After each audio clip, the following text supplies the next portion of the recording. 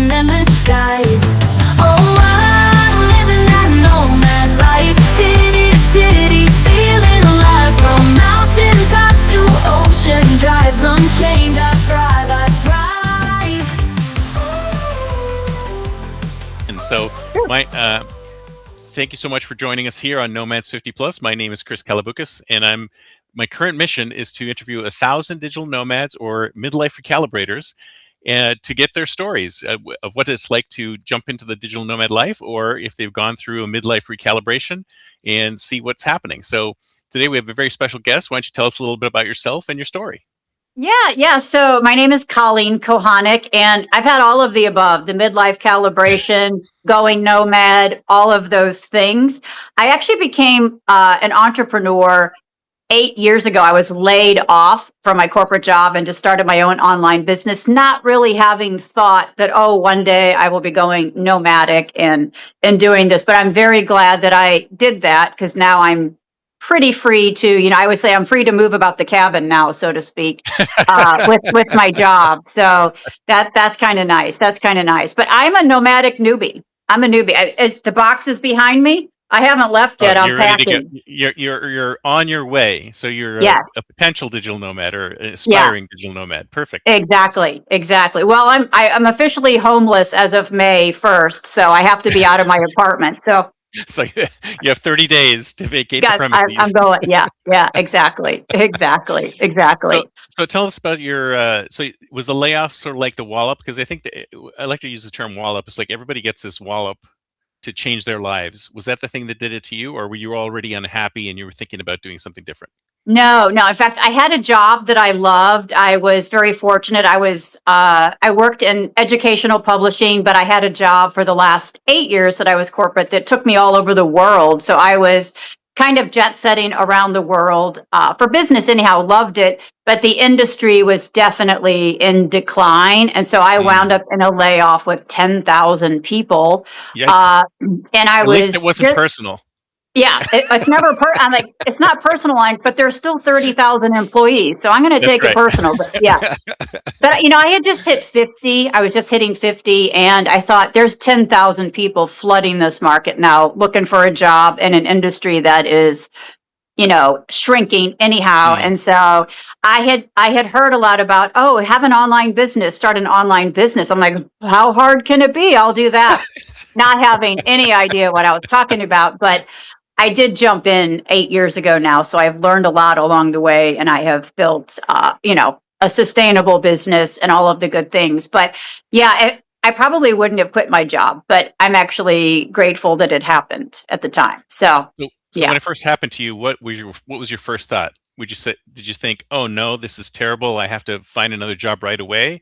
Or did you think, oh, this is great, I have all of these options open to me now? I was kind of relieved, and between you, me, and the lamppost, it was one of those situations where we're going to let you interview for other jobs in the company, and then if you don't get the job, or if you don't take a job that you're offered, you're deemed to have, quit rather than whatever. Yes, so, I've heard of those.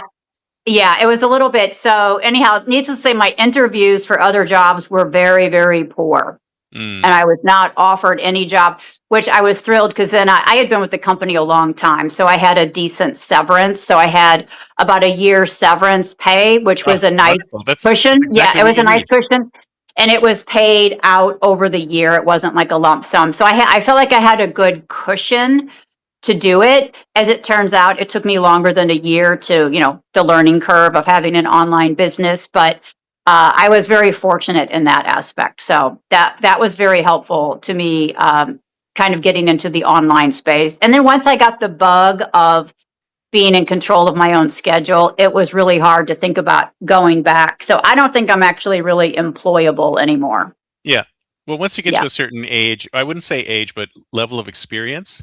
Yeah. I think you're not a very good employee anymore. I mean, you're a great entrepreneur, but you're not a very good employee, because it's just a completely different kind of skill set. Plus, you won't suffer fools as much as you used to, and you won't take the corporate BS that's always floating around. So we become better entrepreneurs at that point. So you said you went online. So did you have any technical skills at all on being online, or so you just started from complete scratch? I just started from complete scratch. I was on Facebook, of course. Everybody was on Facebook at the time, and I just kept seeing all the marketing. Oh, start an online business! It's so great. I'm like, okay, I'll do that too. I had no idea, and I big made money, big prizes, big money. Yeah, make $10,000 by Sunday. That's That's right. always This ten the thousand joke. dollars per month thing is always it. Like 10K this, 10K that. Where I live, 10K is like bottom of the line wages. Like you can barely scrape by on that Yeah, amount of yeah. money. So Yeah, it's just exactly, funny. exactly. So I jumped in very naively, and I had been in a previous life a magazine writer, a freelance writer. Oh, so That you had writing experience already. I did. I had writing experience in my early 20s. Back in the day when I did a lot of writing for Better Homes and Gardens magazines and the big national kind of women's publications when they still hired freelance writers. Eventually they realize interns are cheaper, so they're not going to pay Right. freelance writers. But I thought, I'll start an online magazine for my town. How hard can that be? Nice. That's a Yeah, great idea. In fact, people are yeah, still saying that today. So yeah, local websites, local online magazines for their towns, because those little papers that used to be around all over the place, they're disappearing. They're gone. they have. Yes, Yeah. yeah. So I was a little ahead of the curve. Starting that as your first online business, not ideal, not a Mm, beginner friendly model at all. And what I didn't really realize is when you have a local magazine that's online, you're still stuck to that town. Like that's right. you're not really free to move about the cabin. No. And then as it turned out, it was like where I kind of cut my teeth on online business and learned all the things. And I took a bunch of courses and all the things. And then sadly, my husband became ill. I became a caregiver for him. He Mm, died about a year later. And mm, I was able to segue that. I'm like, I don't necessarily want to be beholden to this town for the rest of my life. So right. I always joke and say I sold my online magazine. I gave it to a local blogger for $1. With all the content and You did everything. sell it. There was some I money sold it. exchanged. There was money exchange. But in the meantime, that experience, I had really a lot of friends, women had, come up to you. How are you doing this? How are you doing this online thing? And so that was kind of the gap that in the market that I saw was helping women over 50 build a digital income stream in some capacity. And that's what I've been doing really for the last 8 years. So Nice. So that's, you built yeah. one for yourself first, or did you build a stream building the streams? I built a stream building the streams. Yeah. I used my magazine as my kind of case study for what really needs to be done in terms of building a funnel and marketing and social media. And because I had learned all those things along the way. And I had learned more what not to do than what to do, which turned out to be incredibly helpful. And then, then I just started. I first had a membership which, those are kind of tricky models. And I had a membership where I was convinced I could help everybody. You know how Of that is. course. I can help Boiling the everybody. ocean is one of the favorite Yes, things that entrepreneurs want to do, because yeah, they look at the size of the market and they go, "Oh my God, look at how many people need help." And if yeah, I just get a small portion of that number of people, then I'll yeah, be doing great. But yeah. that's the problem. That's a problem. It is a problem. I learned that quickly, though. Like, not only can I not help everybody, I also don't want to help everybody because not everybody's a good fit. So, That's anyhow, right. so that one thing led to another. I've had a membership, I've had high ticket coaching, I've had digital products. So, I have a lot of experience under my belt. I currently have a membership community and I have a Substack because I think Substack is such an incredible opportunity for all of us. hmm And my brand has expanded too as my life has changed and shifted. I became a widow. I'm child free. I lost my only sibling. So now I'm really kind of flying solo in the world. So I Right. cover those topics as well. So it's been really great to kind of expand and contract with my life, which is really great. So you started as a WordPress blog. So you learned how to do WordPress and all of that stuff when you were I started with WordPress and then I quickly jumped into a big tool called Kajabi because I Oh yeah. wanted to have online courses and a membership. And then, of course, even though they say Kajabi was for beginners, there was a really steep learning curve in Kajabi, at least 9 years ago, there was. So that became a whole learning curve and figuring that out. And I was I'd say 8 months into my business coaching business before I even saw a dime. There was just a Right. lot of money going out the door. So Right. it threatened to be a very expensive hobby in the beginning. Yeah. I So, think I think people have a weird expectation when they start an online business that they're going to be able to make money right away or yeah, like quickly.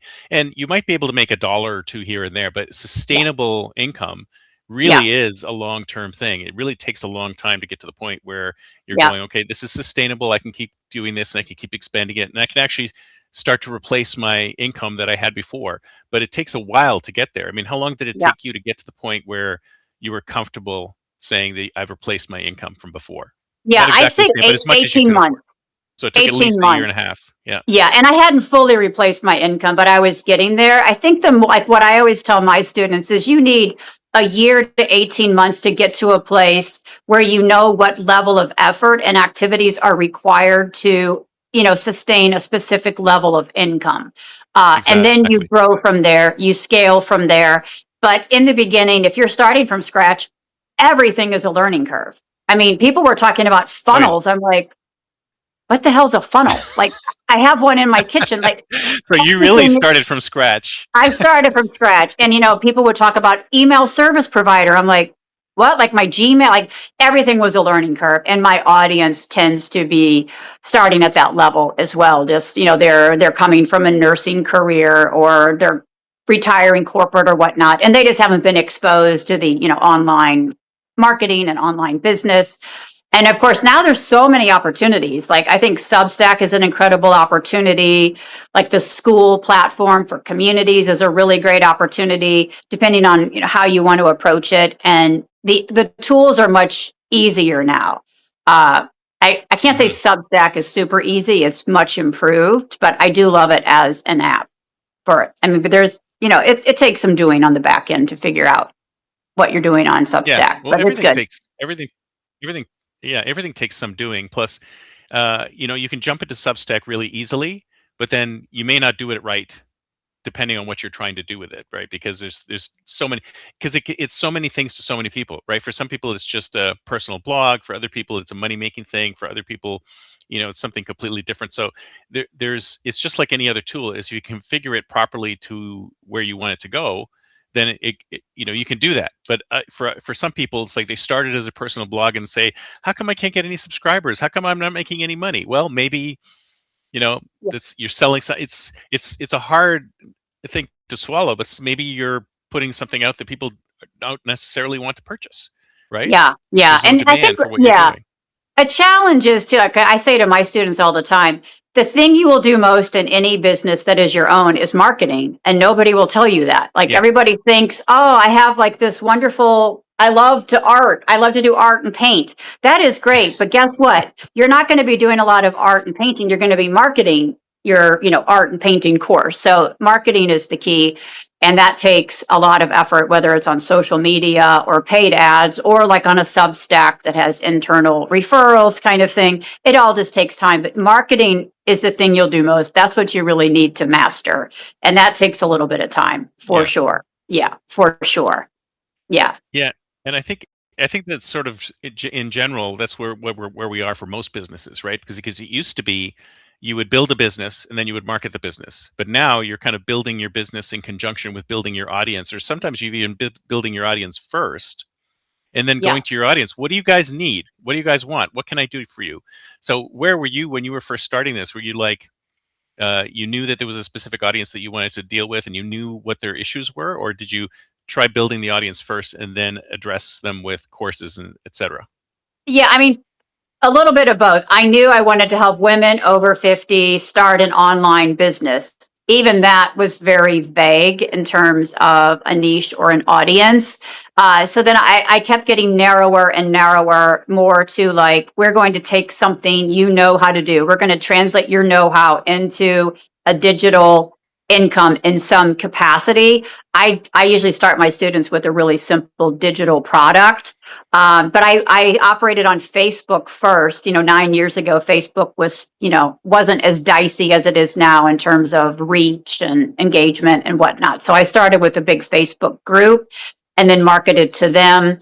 My first membership where I was helping everybody, which anyhow, we don't need to rehash that. Yeah, marketing blunder. But I started on Facebook, and then from there, it just kind of grew because I just got to know my audience better and better working with them. But in the beginning, it was, like, woo, I made $300 this month. Like, woo, Yeah. almost covered the cost of my tools. Yeah. That's a feat sometimes.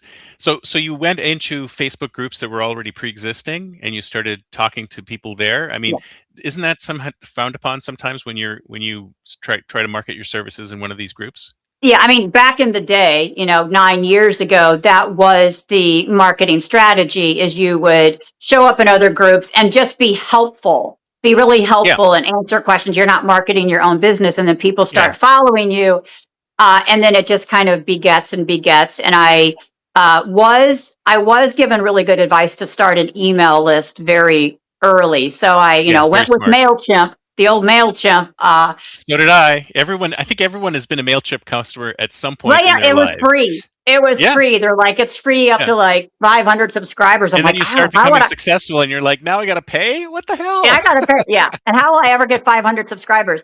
So it was just kind of slow, but sure. And then I did invest in some coaching and masterminds and that type of thing, which what I realized quickly was it was as much about the coaching as it was the people in the mastermind or the coaching group that became contacts and kind of supporting each other. But it was an investment outlay at first. It paid off for sure.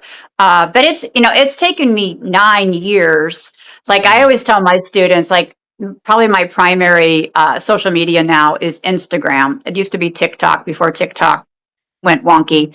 But 5 months ago, I had 3,000 followers on Instagram for 8 years of work. Mm-hmm. These last 4 months, I'm at 53,000 followers now. It just took off. Like, and people are like, what'd you do? I'm like, I don't really know. I just kept showing up, and then it kind of happened, and you don't necessarily know how or when it's going to happen. And then it does. And then, Well, the keep showing up is the important thing, right? Yeah. Because I think the thing is that you don't know when it's going to happen, but it's going to happen at some point, and you just have to keep going until it gets to that point, because so many people just, it's the whole analogy of, you're digging in a mine and the gold is behind this wall, and like, when do you stop digging? Just before you get to the gold, right? And then of course I like to say that, well, what if there's no gold back there? You never know if there's any gold back there. Maybe the gold is somewhere else in the cave and you're just not seeing it. So I call it the empty theater problem. Is you're on stage in the theater and there's nobody there, and you got to keep showing up every day, and nobody's there clapping for you. And then one day there's one person, and then one day there's Aunt Betty shows up, and then the neighbor shows. It just takes a while, and then one day I had one video pop off on Instagram, and then it snowballed. Like and you never know. You probably weren't even trying for anything particular. It was just a regular video that you do on a regular basis, and then suddenly, it hit at the right moment, and the right person saw it, shared it to the other right person, and the momentum just started from that point. So you went viral. Yeah, it was a video I took from TikTok. I'm like, I need to get on Instagram now because TikTok's going wonky. So I just started kind of poaching my content from TikTok and just posting it over there, like with the watermarks, like TikTok watermarks and everything, which is a big no-no. And I'm like, I don't care. I need content. And then it took off.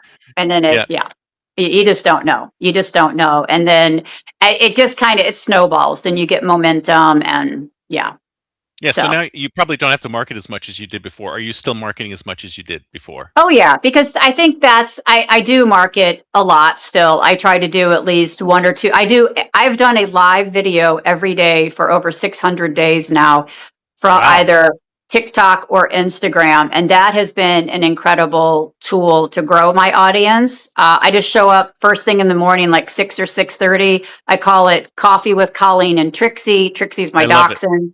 I'm there in my bed head having coffee, and people show up and we talk. So that's been a really helpful tool. Yeah. And then I try to do 1 or 2 videos a day. And then the last few weeks, I'm just totally bragging here because yesterday I was like, oh my God, is that the real one? Is that the real person? Is that the real Annie Lennox from the Eurythmics commenting on my reel? And it was. Ooh. I was like, oh my God. And then I fangirled all over. I like made a fool Wow. of myself. But anyhow, yeah, made a total fool of myself. Yeah. Which you should do when that Yeah. happens. Well, first I Absolutely. checked that it was the real one because I'm like, Keanu Reeves Oh is yeah. always sliding into my DMs, Yeah. asking to Yeah. marry me. I'm like, let's make sure Yeah. it's the real one. But And I yeah, think I have 25 Elon Musks following me on Twitter. So yeah, yeah, exactly. So, but I think, the online space to me is fascinating because it is always changing. To me, that's the fun challenge.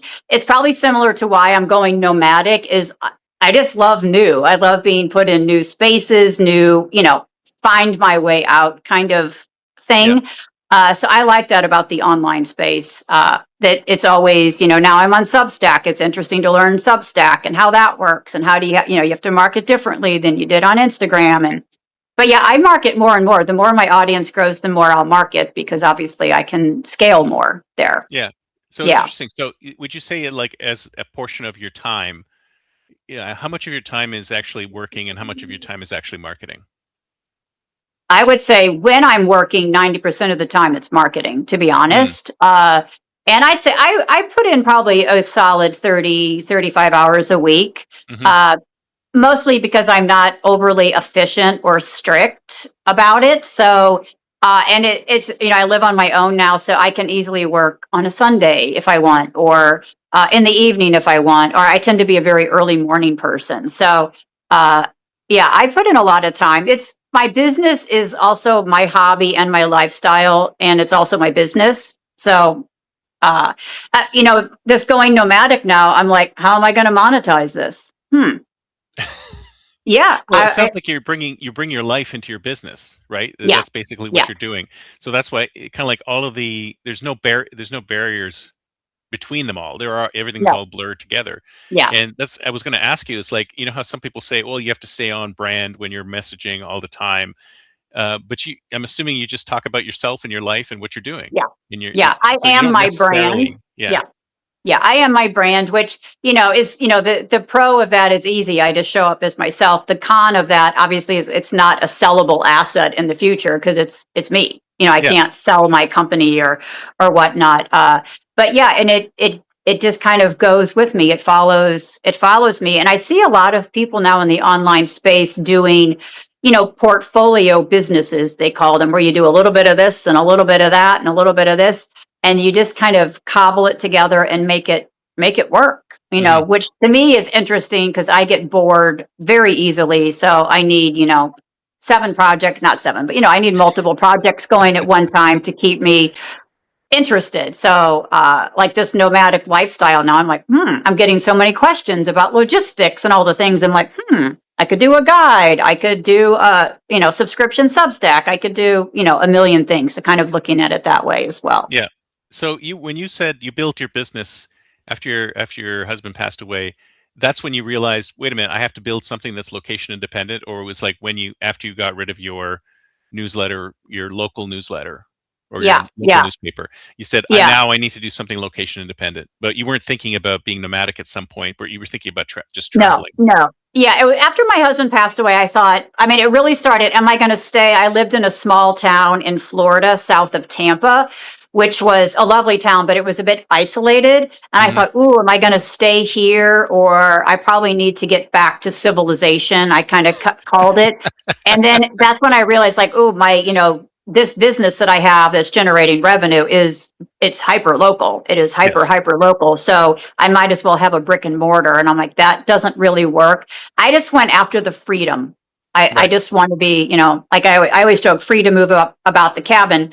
And that wasn't it. And so I didn't have the idea to go nomadic, but I also thought, oh, I do love to travel. I've always traveled. It would be nice to be able to, go somewhere for a month and still be able to do my business. Yeah. So you basically Uh, untethered. You disconnected the anchor to the town, and yeah. now you can run your business from anywhere. Are you still in that town, or have you moved? I'm not. I'm actually back in my hometown of St. Louis. So Hmm. my late husband and I lived in Florida for 23 years. I moved back here 3 years ago, and now, of course, I'm getting ready to wander about the world. So Wonder about the world. That's yeah, fantastic. So, have you decided where you're going to go?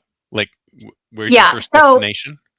So for now, I'm going to be doing house and pet sitting. I've signed up for that app, Trusted House Sitters. Hmm. I still have my little doggie Trixie, who is alive and well. I always say that because she's 12 and she does have liver cancer. So Oh her no. her time is she's doing great, but her time is limited. We just don't know how long. So I'm going to stay domestic for as long as I have Miss Trixie, because I wouldn't do that to her, put her on a plane to go overseas. I have my first long-term sit lined up actually later this month. So I'm going to be up in New Hampshire for a 5-week sit. Actually, somebody who found me online on Instagram Live in the morning, and I started talking about, oh, I'm getting ready to go nomadic. I'm on Trusted House Sitter. She's like, I'm on Trusted House Sitters. Come apply for my sit. And I so love it. it See how just kind of awesome it worked is out. when you have an audience? It's so great when you have an audience because you could just put something out into the world and someone will pick it up and go, Yeah. "Hey, I can do that with that." Yeah, yeah, That's yeah. So I've had a fantastic. lot of people ping me. I've had somebody say, "Oh, why don't you? I have a month-long sit down in Tampa. Do you want to come do Tampa again?" I'm like, "Oh, that'd be fun to be, back in the old stomping grounds." So I have one sit lined up. Everybody keeps asking about my plan. I'm like, "Oh, I don't actually have a plan. Like, I'm not going to have a home anymore, so I will Yeah. figure it out as I go."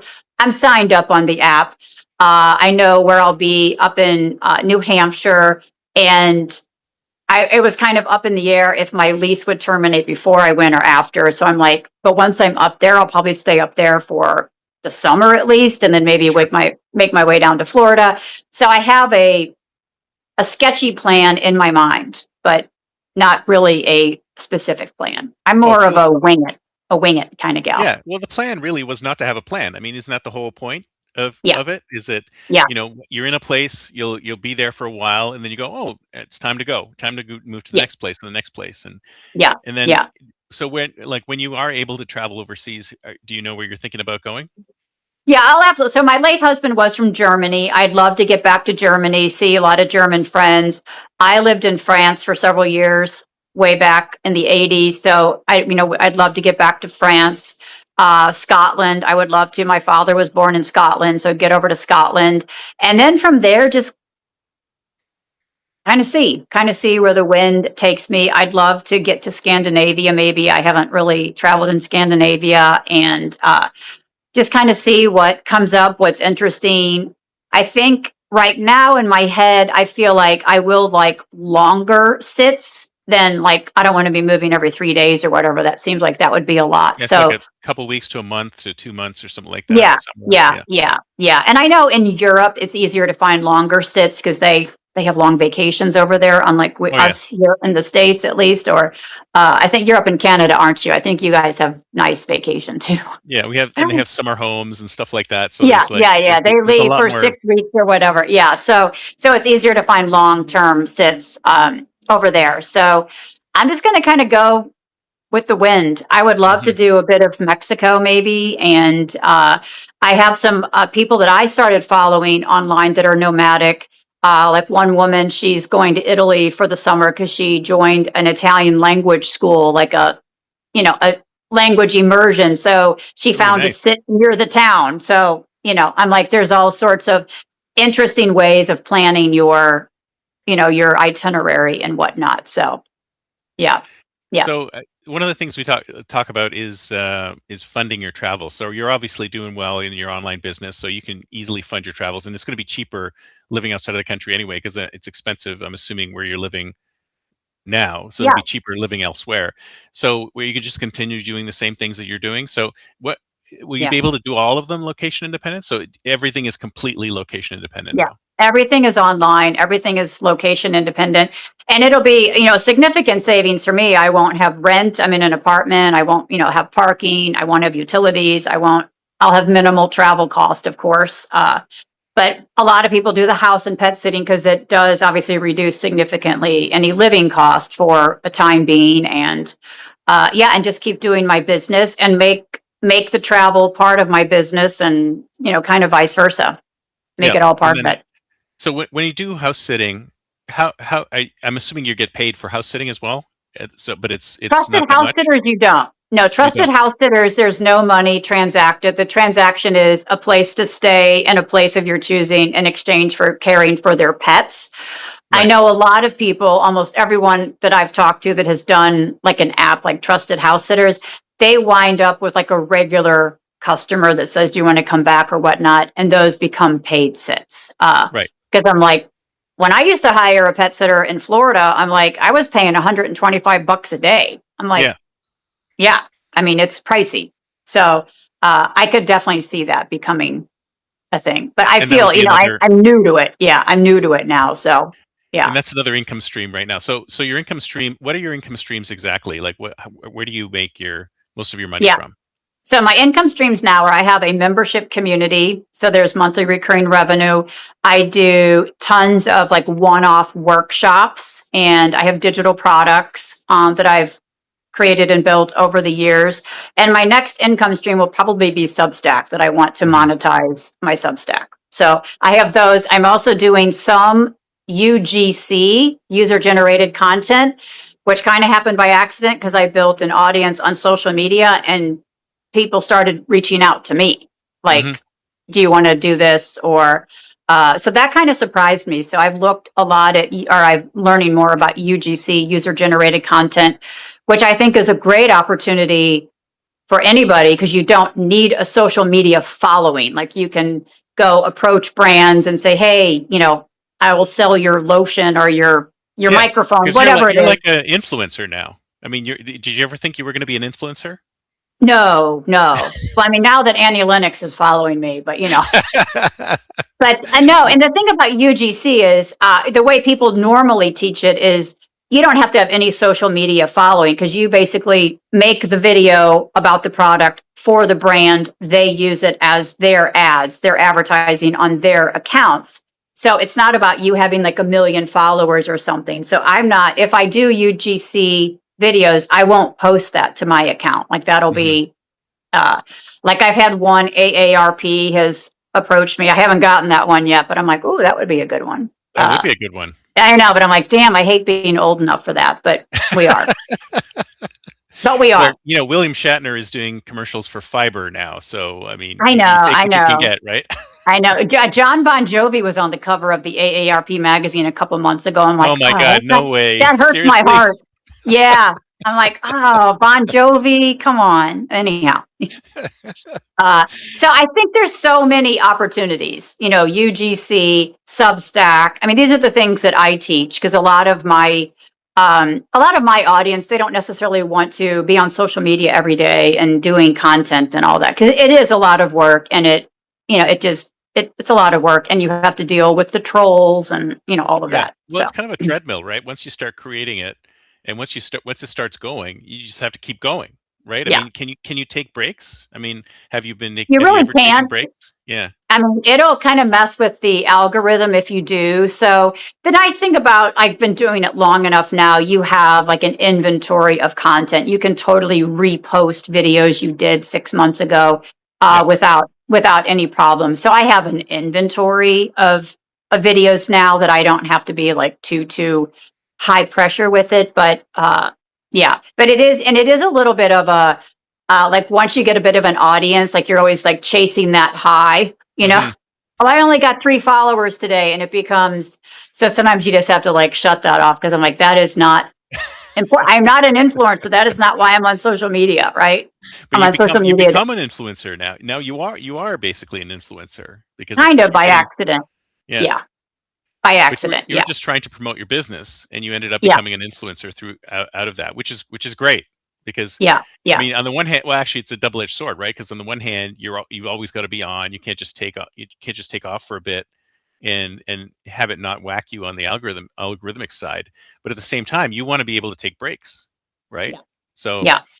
Yeah. so would you recommend something like this to somebody who's just thinking about doing it? So you've got these people who are they're still thinking about what they're going to do. Maybe they had a layoff or some other change in their lives, and they want to do something different. Would you recommend doing something like what you're doing, or something, or Yeah. like less social media side, or like what variation of it would you recommend to Yeah. somebody?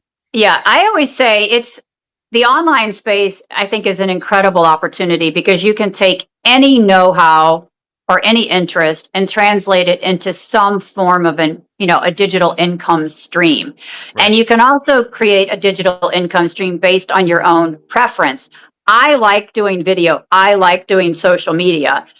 I know a lot of my audience, especially women over 50, they hate it. They don't Mm, want to do social media. I'm yeah, like, you can do Substack. You can do you're right. like Yeah, UGC, which is video, but you're not there in front of a live audience. You're like, here's my microphone, buy the microphone. I yeah, love the microphone. yeah. And you're kind of given a script. Hmm. And you don't need your own social media following. But I think in terms of digital products, you can do, and you could show up on social media with like a faceless account where Yeah. you're not face to video. So I'm like, there's so many ways to slice it. I always recommend, because most of the people like in my community now are still working full time and they're Mm, looking towards, how am I, kind of an exit ramp, or once I retire, how can this be supplemental income? I mean, I have attorneys and I'm like, you can take any know-how and translate it somehow into digital income in some format because there's so many different ways to do it. There isn't one way, to do it. And I know I'm like, if you're somebody over 50, it's impossible that you don't have multiple skills or interests oh that you yeah, can't monetize. Like absolutely. from woodworking to AI to nomadic living to, sewing to, I have a architectural consultant in there now that builds these crazy data banks for architects that she's like, I could do this on my own. I'm like, yeah. I'm like, I don't know what Mhm. you're talking about, but I bet they will. Like you can do it. There's Yeah. any interest. It takes time. Like I'm always like, I always start my audience like with a simple digital product. Like I want you to go build like an ebook in an afternoon on one sliver of a topic. It's not your empire builder, but it's going to get you in the mix so that Yeah. you can figure out how it works, the whole funnel, like the marketing and getting somebody to click a link and then getting, and just kind of get your feet wet there. And because then from there, once you understand the mechanism, then you can start, you know, branching out in different ways. Yeah. But I think it's an incredible opportunity for anybody, especially coming into retirement. I'm like, don't wait till you retire. Start it now, part time. Get your feet wet, learn a little bit here. It's all a learning curve, and then you're kind of ready to go when you retire or whatnot. So Yeah, absolutely. I mean, in fact, how many of your audience would you say does it as a side hustle? I would say probably 90% of them they're still Yeah. working full time. Hmm. Yeah. Yeah. And a lot of people are always like, well, what types of businesses do they want to do? I'd say half want to continue what they've done, in a career in some capacity, but on their own. The Yeah. other half want something entirely different because we're done with that. So Yeah. it really just depends. And the goals really, one thing I always do with my community is, what are your goals? Because if Hmm. you tell me you want to generate an extra $2,000 a month, that's one thing. If you tell me you want to generate $30,000 a month, also doable, very different effort, Yeah. right? Very different level of effort, very different level of expectations, all doable. But if you just want something that's going to give you, say, 5,000 a month, we could get that cranked up.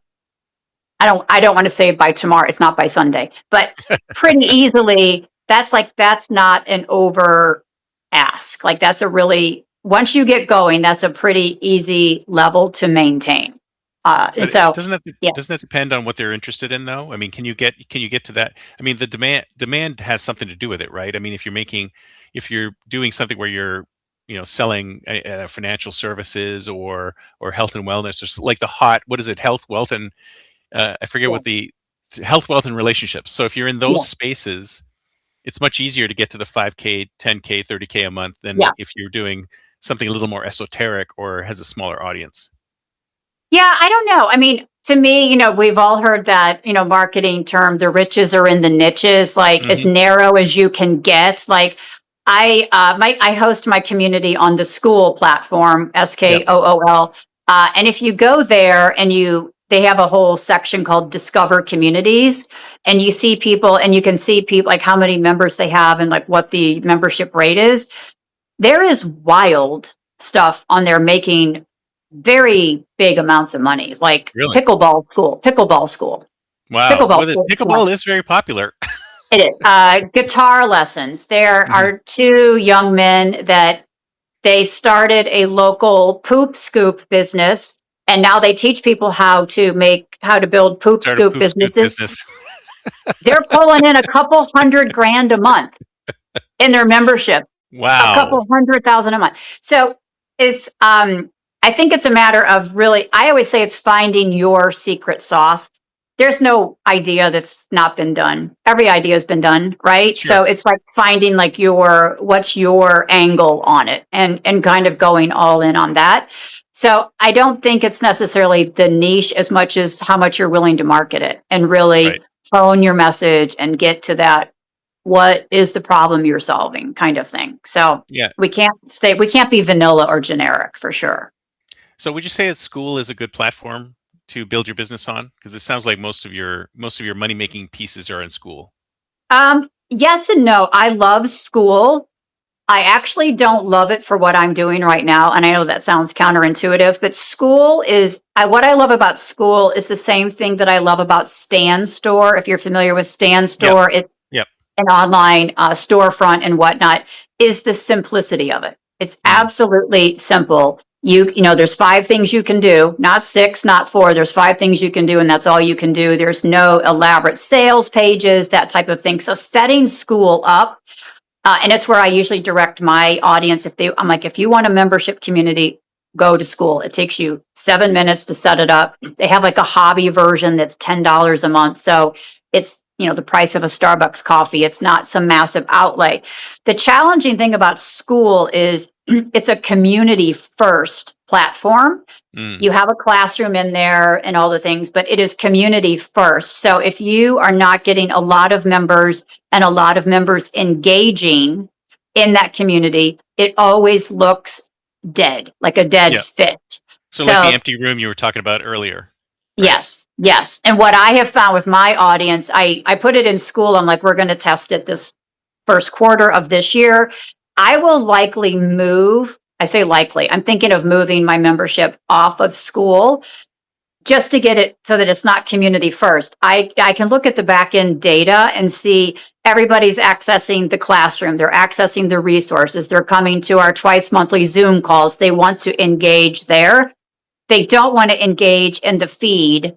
Mm. It's almost like a social media feed. And so Yeah. it looks dead and you can't change it. You can't hide the community thread. It makes the front door look bad kind of thing. Right. So Yeah. so it's not Like necessarily the ideal. there's no lineup at the club, No, right? no, no. So it's not necessarily the ideal platform for what I'm doing now, but I love school as a platform. Mm. And I always recommend, even if you don't want to start a business, like it's almost like a Substack. Say you want to start a book club, like for your local community, you pay $10 a month and you can have this really nice platform that everything's organized. There's a calendar. You can email everybody at one time. There's, it's a super organizational tool that's very easy to use, very easy to use. So I do love it for that. Yeah. So it sounds like there's not one tool that will do everything, right? You've got to No. do some stuff's on. Do you still use Kajabi for the I have courses? Kajabi because my website's been on there and I have it as a founding member. So it's really inexpensive for me. I know Right. it's very expensive now, but I started on it, whatever, 10 years ago or whatever it Always be a was. founding member. I signed up for Always Buffer be a ages founding member. ago, and I'm still paying $5 a month. On which one? Buffer, the Oh my tool that, gosh. yeah, it's like way, way, way, way at the beginning. It's like, they Yeah. grandfathered me in. They just keep grandfathering me in. I'm like, this is Yeah. great. It's like, never cancel that. No, never cancel it. I have the same with Thrivecart. I think I got some deal. It was a lifetime deal for like $300 or something way back Nice. when. And I didn't even need it then, but I'm like, founding member, like $300. Yeah, Okay. you're all So set. You're good. I You're have the good. fallback. So you have Kajabi for your courses. Is that I know what I have Kajabi for my website. for your website? My, Okay. yeah, my courses either live on School for my members or on Stan Store. And the reason I went with Stan Store is because I teach my students to use Stan Store as a storefront if they're just starting out. Because I'm like, if you stop to go build a website, you will not get into business. Oh yeah. You need to get a storefront. You need to get a quick product. You need to have a link. Go to my link. Go to my link. And No, I'm with you. That Stan Store is the easiest link. It takes you 15 minutes to set up. You can have their lower priced version, which is $29 a month. And then when you start generating some income, you can just easily upgrade to their $99 a month, which gives you email automations and all sorts of things. Yeah. So it's just as simple. I'm like, you need to get in fast and So move fast. why aren't you recommending Gumroad? Because Gumroad seems to be the leader in this space. Is it Stan Store is way better than Gumroad or simpler? Or? Yeah, Stan Store has more. I do. A lot of my students go into Gumroad. I think, yeah, Stan Store has more features in terms of eventuality with workflows and everything is just already in there. They have different themes that you can choose. So your Stan Store looks, super professional right off the bat. But I have a lot of folks who are in Gumroad as well. Uh, and Gumroad takes a fee, which is their model. Obviously, you have processing fees and they take a fee per sale. Stan Store, you pay per month. And then obviously you still have processing fees, but Right. So it's kind of it's like kind of two of them. It Ko-Fi. doesn't. I use personally. I tried Gumroad, and I didn't like it. It's just and Yeah. not just the look of it. It's just I never got any traction on Gumroad. But whereas I'm on Ko-Fi, so I'm trying that, and then I've read about Stan Store. But the thing that I like about Substack is the thing that I wish these platforms would have is more cross pollination and discovery. Yeah. Right. Yeah. So it's kind of like being on Etsy. Like if you're on Etsy, then somebody else might find you other than the people that you drive to your Etsy store. Yeah. Is Yeah. Stan Store like that too? So other people might find you Not if so they, much. yeah. No, school is very much. That's one of their big marketing features is a lot of your business will come just from internal referrals. They have this whole discover communities. Yeah. And then they have a community for everybody on School. So that becomes a little bit of a marketing tool. People get a little competitive to be like, they have a leaderboard and, all that kind of stuff, which I don't like. But there's a lot of internal referral in School like there is here on Substack. So there's that. Yeah, but there's no platform. So but School is also a digital product platform, so you can sell your products on School. It has a classroom within it, so you can have individual courses. You can paywall an individual course, or say you have 10 courses and your members get all of them. Like you can slice and dice it, kind of like on Substack, a lot of different ways. This is behind a paywall. This isn't behind a paywall. They've just introduced tiers similar to Substack where you have founding member and this and that. So they have all of that as well. So there's a lot of ways to slice it up. But yeah, they have a classroom. They have the community, they have the classroom, they have the calendar and an email system, which is really nice. Can you sell digital products there, like PDFs and things like that, or is that? Yeah, you can. You can. The difference is you still have the community up front.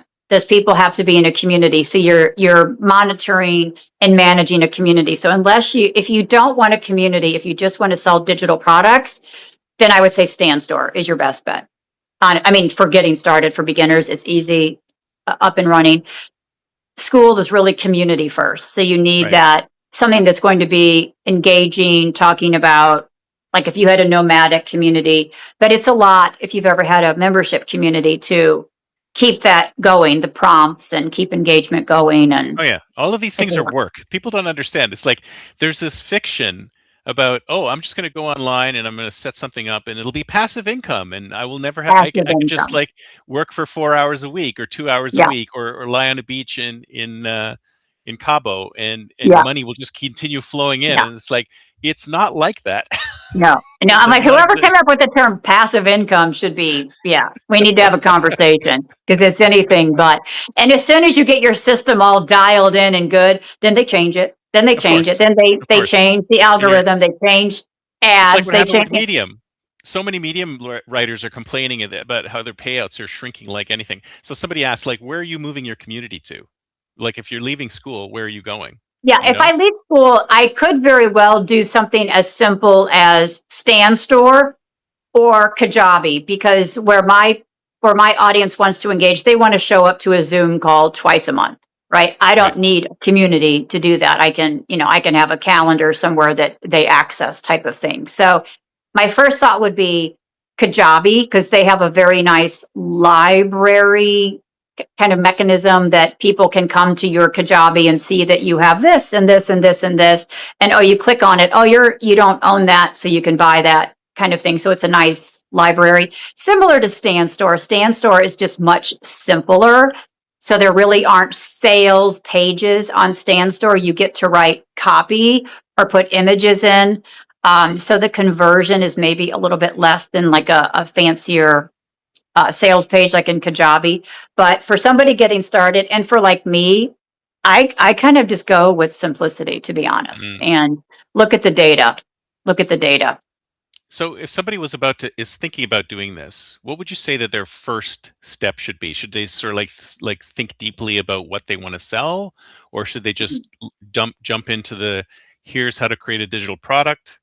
Because I think that's what you were mentioning was the first thing. Like, what would be the Yeah, first thing that somebody would want to do if they're thinking about yeah. jumping into this business or You a need kind of an idea. You need an an idea. idea? Yeah. Yeah. And the thing about your first idea, it doesn't have to be your last. It probably won't be your best, but you need to pick something to go with, whether it's beekeeping or how to become a nomad or literally and choose one very narrow sliver of it. Like I keep referring to myself now as a nomadic newbie. Mm, Like I'm not an experienced nomad. I haven't been out on the road 5 years. I can tell you from a beginner standpoint the things I have to be thinking about, what yeah. address and insurance, much Yeah. more But you're beginner. rebranded now though. You rebranded yourself as nomadic newbie because you weren't a nomadic newbie when you first started, right? No, no, I Yeah. just added it as a tagline. Right. So, and like on Substack, it'll just be kind of the nomadic newbie edition, really is, Yeah. and then next year when I'm doing something else, it can become that. It can grow and more. You need one idea. And I always say, you're going to pick one problem to solve. And I mean, one problem to solve, not how to become a nomad, but maybe how to decide what you're going to put in storage versus sell kind Yeah, of thing. so that's a good question because a lot that comes people come to me with that sort of thing all the time. They go, "Well, this is what I want to do," and I'm just like, "That's not narrow enough." So how do you know when something is narrow enough, right? I mean, it's a lot of testing, but what I say is this: your first digital product should not take you more than an afternoon to create. If it's Mm, taking you more than an afternoon, you're putting way too much time and thought into it. And so I always do a get an idea. I'm going to teach you how to prepare to go nomadic. I'm going to teach you how to, decide what to sell, what to donate, what to store. That's the one product, right? I'm that going to sounds build like it in. even more than an It could afternoon. be. It could be. It could be if I got into it. But with AI now, with there's so much help out there to create things more quickly. Yep. Like I'm a big voice person. Like I have a like a voice app on my phone. I will just yak, talk to Yep. it thing. I'll take the transcript and I'll take it into AI and say, at least organize this because this was just, kind of stream of consciousness, organize Yeah. it. And you have an outline like pretty quickly. And Yeah. then you can go from there. And then I'm like, you need to get on social media or someplace and start talking about your idea Yes. So you can get some and feedback to see get some feedback. what people think. Get some feedback, and then you're going to try to sell the thing very fast because you will know quickly if nobody wants your $19 ebook on what to store, what to sell. You maybe know now that it wasn't narrow enough or your messaging wasn't tight enough or but you need the data. It's like the chicken or the egg. You Yeah. need the product to get the data. and then you kind of go from there, which is That's why I'm like, interesting. don't spend 6 months building some big course that you have in your head, because Yeah, I've heard somebody say that. They say, "Oh, you should build the $900 course because then you can use the material from the $900 course and sell your $3 ebook." And I'm like, come on, shouldn't you just build the $3 ebook first yeah, and see if yeah, somebody will buy the $3 ebook? And yes, then yeah, and that sort of begs another question is on pricing. It's like, how do you yeah. know what to price your product at? Because if you have like an 8-page PDF with some links in it, is that like a $4 product? Is it a $20 product? Is it a dollar product? I mean, Yeah. how do you know I how do you always know where I to always place do it? it. I always kind of work it backwards. What is the transformation? What is the solution you're offering? Right? Right. Because some solutions are like something I get a lot is, oh my gosh, I can't do that. It's all available for free on YouTube. I'm Yeah. like, greatest myth known to mankind. Well, what do you mean? I'm like, it is all available for free on YouTube. If you want to go, first of all, figure out what to search for, then find the 372 videos and put them in the right order, and then sift through those videos because every one of those videos is going to sell you something else. And then. So I'm like, Yeah. what you're really doing with your product is you're curating a solution, a problem to solution in one tiny little, space that somebody can, Exactly. like, I can do this in an afternoon and I'm done, right? Yeah. So like I would probably price a what to store, what to sell at like $19. Hmm. I'm like, I'm going to save you a bunch of time. I'm going to answer a bunch of your questions all in one place, and it's going to be more of a lead generation tool, a paid lead magnet, than it is, a bigger thing. If it's something bigger, like you create a template or something that's going to save somebody hours of time. I mean, I've seen people sell like spreadsheets for $1,000 that I'm Wow. like, if the value, like if the formulas in that sucker will save you, weeks of time, it's worth the money. So it's really, what is the value you're providing on the back end? And you can always raise your prices. It's not That's easy right. to lower them. It's That's right. not easy to lower them. Yeah. Yeah. It's not Well, easy to lower them. I have a bunch of PDFs I did. So I do this thing every Sunday called the Sunday Spark, which is a location independent business idea specifically for people over 50, right? Love And it. it's just every Sunday this thing comes out, and I thought, well, maybe I'll turn these into PDFs and see if I can sell them. So I opened up a store on Ko-fi. Now I'm going to look at Stan Store because I might switch over there, and I put them on there, and they basically sat there for 6 months. I didn't even sell one. And then all of a sudden, people just started buying them and buying them and buying them because I think what happened was I added some marketing material to one of my newsletters saying, "Hey, I have this stuff is here now," Yeah. and people are like, "I didn't even know this was here. Why don't you Yeah. market it?" And I'm like, "Yeah, Yeah. you're right. I suck at marketing, basically." Yeah. Isn't that funny about marketing? Isn't that funny? When you tell people you have something to buy and then they buy it, and then if you That's don't right. tell them, they don't. Yeah. That's right. It's all about the marketing. It is all about the marketing and letting people know. You can send 100 emails and say, hey, I have this thing, I have this thing. And then you will get an email from somebody, hey, have you ever considered doing such and such? And you're like, I've sent you 100 emails. I have the Yeah. thing. And you shouldn't But be worried about bugging people because I think that's the other thing is that some people are like, oh, well, I sent 100 messages about this already. I shouldn't send the 101st, even though the 101st message might be the one that actually sells your yeah, product. yes, yes. You can't talk about your thing too much. Mm, And people are like, oh, they're going to unsubscribe. I'm like, good. You want them off your list. If they're not your ideal customer or they're never going to buy, you're paying for them to be on your list. And they're really hurting your open rates and all the things. Like, you want them off your list. yeah, exactly. That's a good thing. And like when I first started, you would get these strategies like, oh, if you're doing a launch, you should email people twice a day. And then like the last few days, like hit them with 3 emails a day. I'm like, huh. And now Yeah, I'm like, hit them with 4 or 5 the last 3 days. If they're going to unsubscribe, they unsubscribe. And if they don't, they just delete you. yeah, It's neither here nor there. yeah. It's Well, really, yeah, that's the thing. I mean, remember. I mean, in marketing, there was always that. Oh, you have to have at least 7 touch points to get a yeah, sale, and then it was 9 touch points. Then it was 12. Then it was 13. Now it's basically infinite. You just have to yeah, keep sending your message out there because that's when it aligns with the timing, right? So they might have a need, but the timing's off. The timing's off. The timing's off. And if you send them a message every day, then eventually you'll hit the right timing and they'll purchase. So yeah, it's gotten to the yeah, point where the reason why we're flooded with infinite marketing messages is because it works.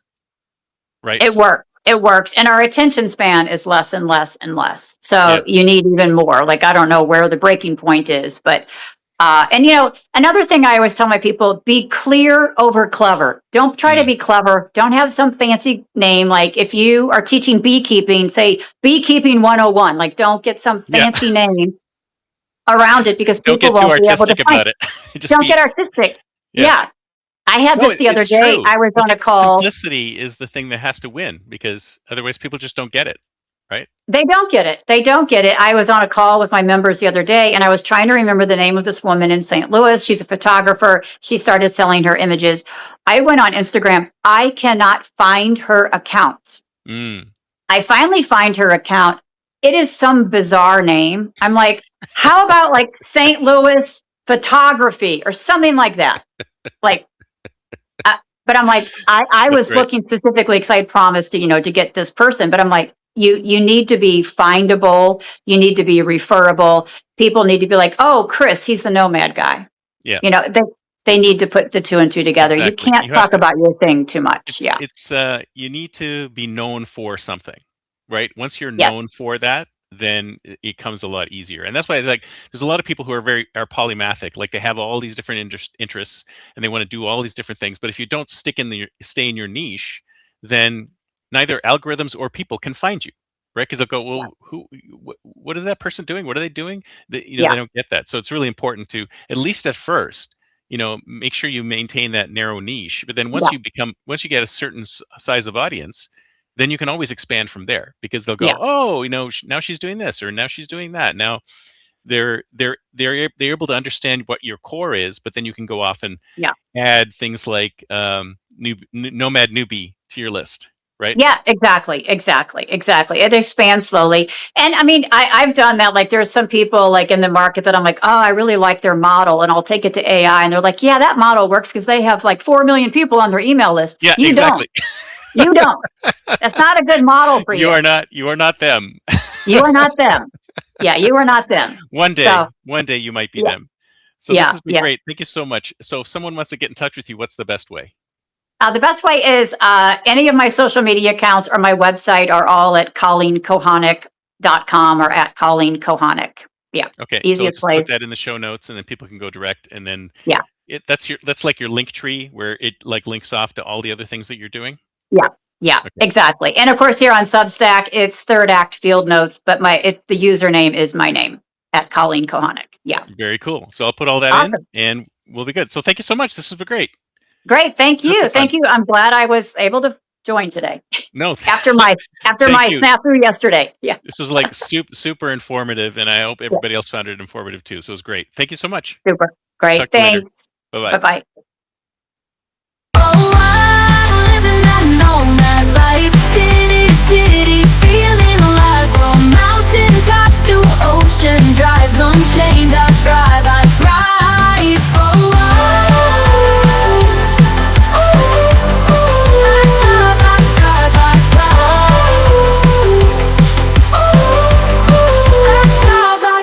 I thrive.